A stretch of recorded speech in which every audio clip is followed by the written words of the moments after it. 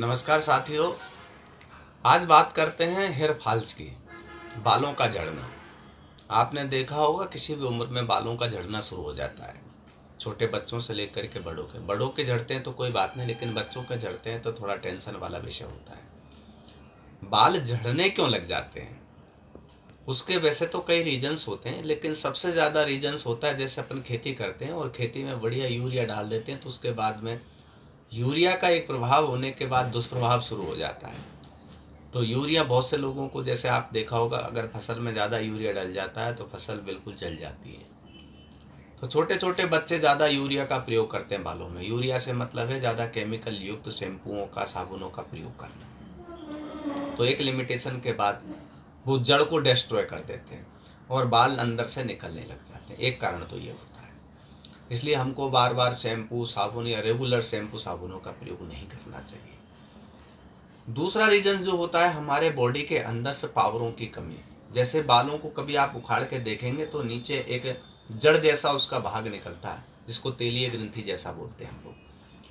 जब तेलीय ग्रंथियों में कमी होने लग जाती है या वहाँ पिस्सू या डेंड्रफ ज़्यादा होने लग जाते हैं या अंदर बुखार रहने लग जाता है, तो हमारे वो पिस्सू या डेंड्रफ उस तेलीय ग्रंथि के तेल को पी जाते हैं और बालों की जो ग्रंथि होती है वो छोटी हो जाती है और बाल बाहर से निकलने लग जाते हैं। बहुत से लोगों के बाल सफ़ेद होने लग जाते हैं, सफ़ेद होने के बाद में भी झड़ने लगता है। तो ये जो बाल झड़ कर के बाहर निकल जाते हैं तो हमको हेयर फॉल्स कहते हैं हम लोग। इनका वास्तविक ट्रीटमेंट हम कैसे करें? जो झड़ गए हैं, जो चले गए हैं, वो तो लौट के नहीं आएंगे, लेकिन है उनको कैसे रोक सकते हैं? तो सबसे पहले कारणों का निवारण करें।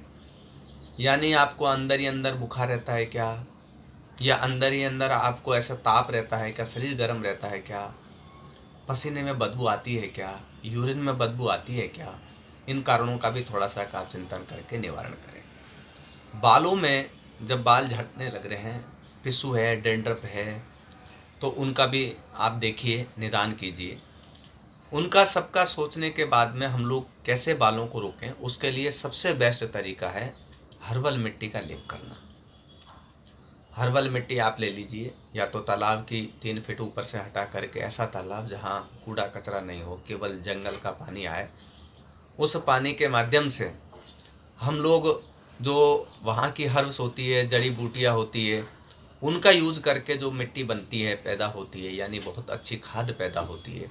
उस खाद में छाछ मिला करके, नींबू मिला करके और बालों में उसका लेप करें, तो वो हमारी जड़ों को, वो हमारे बालों की जड़ों को मजबूती प्रदान